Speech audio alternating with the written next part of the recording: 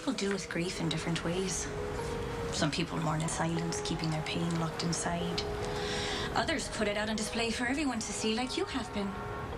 Hoping it'll send Lucky back into your arms and into your bed. I'm not trying to get him back. No. You're trying to steal Lucky out from under me using every dirty trick in the book. Turning on the tears, invoking his dead son's memory. Jake was my son, too. And I miss him every aching second. I don't doubt it. Jake was a beautiful child. Loving and happy.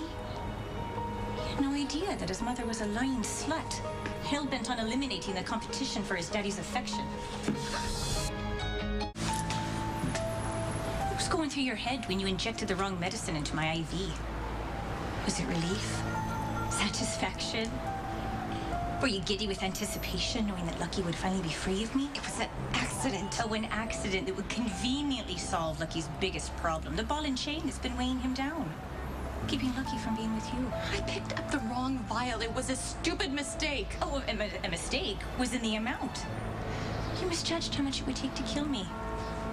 I have two beautiful boys who mean the world to me. Why would I risk my life with them just to get rid of you? You didn't think that you would be caught.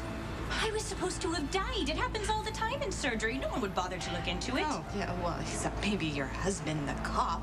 Oh, no. Lucky would be too busy getting consoled by you. Okay. I am so done apologizing. I'm surprised you don't care about the thoughts running through my head. Wondering whether they're the same as you had right before you injected my IV. If so, is it really that smart to be standing that close to the edge?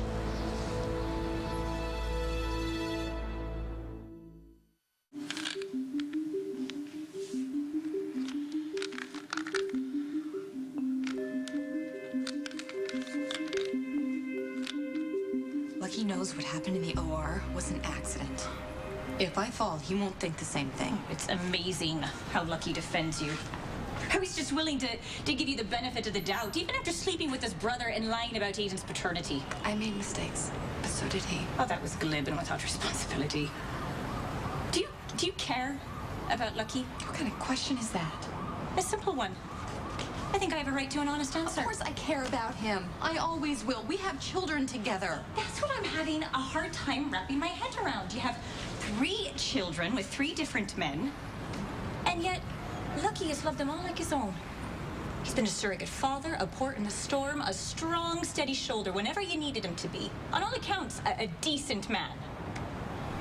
And yet when the shoe is on the other foot and Lucky's in need of help, you're turning a blind eye, acting as if you don't care that he's headed for trouble. He knows what he's doing. Lucky is a recovering addict, and you should try to keep him from backsliding instead of giving him a hand over the edge. You weren't there when Lucky was stealing pills and getting high. I lived it. So don't you dare lecture me on what Lucky needs. I don't think... It's so easy for you to talk about grief and pain and addiction, but you never experienced it with Lucky like I have. You've never come home and found your house ransacked with all your belongings on the floor, and you wonder, did I get robbed? And then you realize, no, it's just Lucky, looking for something to pawn to get his next fix. That's how strong a hold these pills had on him. Knowing that, having lived it, how can you possibly think that Lucky wouldn't be tempted by working this case? You know, it says a lot that you think Lucky can be so easily led astray. Or maybe that's just your insecurities talking. Whatever it is, it's painfully clear what your relationship is really all about. Lucky loves to save people, and you are just his newest cause. Oh, please. You've had the whole market cornered on the damsel in distress bit for years. I've depended on him for too long, but now I am standing on my own 2 feet. Well, considering I just found you sobbing on the floor of the supply closet, I'd say that whole standing on your own bit, it really isn't going over so well. Pull yourself together, or we'll both lose Lucky. Maybe for good.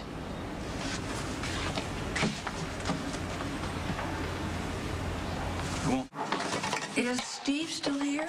No, he's gone for the evening. Do you want me to page him? No, that won't be necessary. I just sort of wanted to apologize. I pride myself on being a professional, but there are just sometimes when patients get a little too close for comfort. Stephen understands. And believe me, so do I. It's been 4 months since Jakey passed away, and I still can't set foot into pediatrics. Just puts me right back to the night of the accident. I wish I'd gotten to know my grandchild. I know. It doesn't matter how I know. I just do. Dr. Quartermain. Elizabeth, I am a widow, and I've lost Emily. I've lost AJ. Jason is my only surviving child. Now, you tell me, if you were me, wouldn't you want to know if you had another grandchild? I don't know what to say. Well, don't say anything. Don't. Just listen. I was going through some old photos, and I found one of Jason when he would have been about Jake's age. With that blonde hair and that big smile. I wish you had the chance to get to know Jake. Jason and I just felt that he would be safer being raised by Lucky. Yes, well, Jason doesn't really understand the power of family connections, but you do. You do, and you should have told me. I just didn't feel like it was my place. I hope you know, though, that he was such a happy little boy, and he was so loved by everyone. Well, I wish I could say that makes a difference, but you see, the only way I'm going to know Jake is just now through a memory. Monica. Listen, the good thing for you is that you do have 2 other children to take care of. Don't let Jake's death break you. And don't let fear or selfishness destroy their lives. Okay?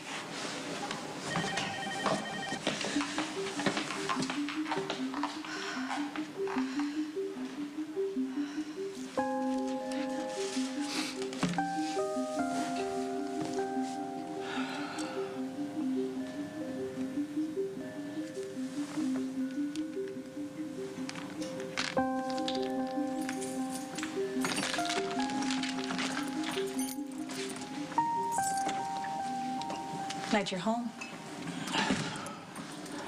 Yeah. Were you afraid I'd be out getting high somewhere? This isn't a joke, Lucky. Well, at least we agree on something. Look, I'm sorry if you feel like I overstepped with Ethan. I just feel like I have a right to be concerned. I'm your wife. And I'm a cop. If I need to meet up with a dealer to get information, then that's what I'm gonna do. You didn't have to take this case. Maybe I wanted to. To prove that you're better than your father? You already have. By getting help for your addiction. Siobhan, this has nothing to do with my father. Or Elizabeth. Or anyone else. Do you honestly think that you can be around pills and not be tempted? You know, I wish everyone would stop treating me like a junkie. I'm clean. And I plan to stay that way.